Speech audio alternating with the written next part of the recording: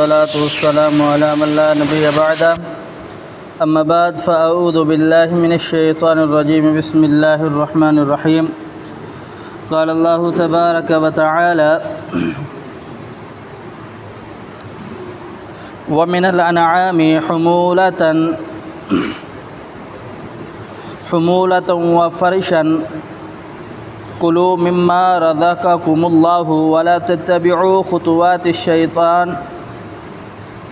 إنه لكم عدو مبين ومن الأنعام اور چوپائے جانوروں میں سے چوپاؤں میں سے مویشیوں میں سے حمولتاً ایسے جانور جو بوجھ اٹھانے والے ہیں یعنی بیل اونٹ اس طرح کے جانور وفرشاً اور زمین میں چلنے والے جانور جیسے کہ بھیڑ بکری کلو تم کھاؤ مما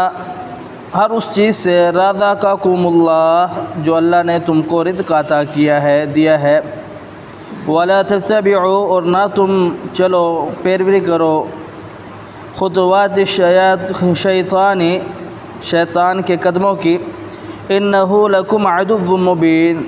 یقیناً بے شک ہمیشہ سے شیطان جو ہے وہ تمہارا کھلم کھلا دشمن ہے۔ پیچھے آپ نے سماعت فرمایا کہ یہ مشرکین مکہ جو تھے ان کے اللہ رب العالمین نے تباہ کاریوں کو بیان فرمایا، ان کی مذمت کو بیان فرمایا۔ یہ لوگ زمین کا کچھ حصہ کھیتی کا کچھ حصہ نکال کر کے اپنے بتوں کے لیے وقف کر دیتے ہیں، یہ بھی فلاں بت کے نام ہے، یہ فلاں بزرگ کے نام ہے، یہ فلاں کے نام ہے، فلاں کے نام ہے۔ اب یہ جو اپنا زمین کا حصہ بتوں کے نام کر دیتے تھے، پھر اس کے اندر زمین کا حصہ ظاہر سی بات ہے اللہ کے نام بھی ہوتا ہے جیسے زکوٰۃ ہے، اسی طریقے سے وہ اللہ رب العالمین کا بھی حصہ نکال دیتے تھے اور بتوں کا بھی حصہ نکال دیتے تھے۔ اگر بتوں کا حصہ کم ہو جائے تو اللہ کے حصے سے نکال کر کے بتوں کے حصے میں ڈال دیتے، اگر بتوں کا حصہ اللہ کا حصہ کم ہو جائے تو پھر اللہ رب العالمین کے حصے کے اندر اضافہ نہیں کرتے، کہتے کہ اللہ رب العالمین غنی ہے۔ تو یہ ایسی بدعات خرافات پھر ان کو کہتے تھے کہ یہ اللہ رب العالمین کی شریعت ہے اور اسی پر تم بھی عمل کرو، دوسروں کو بھی اس چیز کی دعوت دیتے تھے۔ اور دوسرا جو مویشی جانور تھے چوپائے چرنے والے گھاس کھانے والے گوشت دینے والے اور دودھ دینے والے،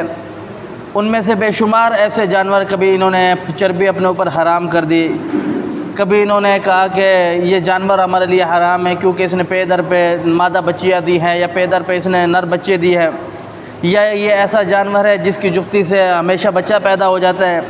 کیونکہ یہ اب ہم نے اپنے بتوں کے لیے وقف کر دیا، جسے اس دور کے لوگ بحیرہ صاحبہ وسیلہ حام کے نام سے کہتے تھے۔ اب یہ ان کو اپنے بتوں کے لیے وقف کر دیتے اور پھر وہ ان کے بتوں کے لیے ہوتے، اور پیچھے آپ نے سنا یہ کہتے تھے کہ اسے ہرگز کوئی استعمال نہیں کر سکتا، نہ ان کی پشت پر کوئی سامان لا سکتا ہے، نہ کوئی وزن لا سکتا ہے، نہ کوئی ان سے کوئی فائدہ اٹھا سکتا ہے، نہ ان کا دودھ پی سکتا ہے، نہ ان کا کوئی گوشت کھا سکتا ہے، سوائے اس شخص کے جس کے متعلق ہم چاہیں گے، کس کے متعلق ہم چاہیں گے، بتوں کے جو مجاور بن کر کے بیٹھے ہوئے ہیں یا مذبح خانوں پر بتوں پر ان کو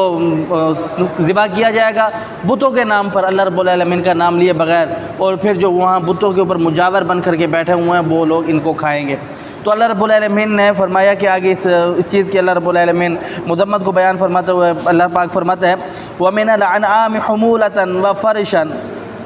چوپائے جانور مویشیوں میں سے کچھ ایسے ہیں جو حمولتاً بوجھ اٹھانے والے ہیں جیسے کہ بیل ہے اور اونٹ ہے، ان اللہ رب العالمین نے تمہیں سواری کرنے کے لیے دیا ہے تو اس پر سواری کرو، اگر نہیں کرتے تو یہ اس چیز کی ناشکری ہے۔ فرمایا فرشاً، کچھ ایسے جانور ہیں جو زمین میں چلنے والے ہیں جیسے کہ بکری ہے، جیسے کہ بھیڑ ہے، اس کا گوشت کھانے کے لیے اللہ رب العالمین نے تمہیں دیا، دودھ پینے کے لیے دیا، تم اسے کھاؤ، اگر نہیں کھاتے تو پھر یہ آپ اپنے ساتھ زیادتی کر رہے ہو۔ فرمایا کلوا مما رزقکم اللہ